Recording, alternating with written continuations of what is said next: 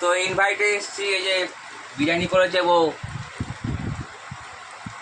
সেই বিরিয়ানি হয়েছে।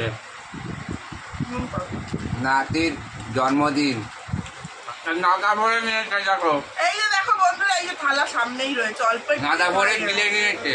আমি অল্প একটু খাই, এই অল্প একটু হচ্ছে। না না, ও নাদা ভরে গিলে নিয়েছে। ও দাদা ভরে খাচ্ছে, এই যে থালা দেখো, থালা দেখো, থালাটা দেখা, থালাটা দেখা, এই যে দেখো, দেখো এইটুকু নিয়েছি, দেখো আমি খাইনি। এটা দেখা, এটা দেখা, এই যে মাংস, এই যে থালার তলায় ঢুকিয়ে রাখছে, এই যে চিন্তা করো অসভ্য মেয়ে ছেলে। কি সব বলছে উল্টো পাল্টা।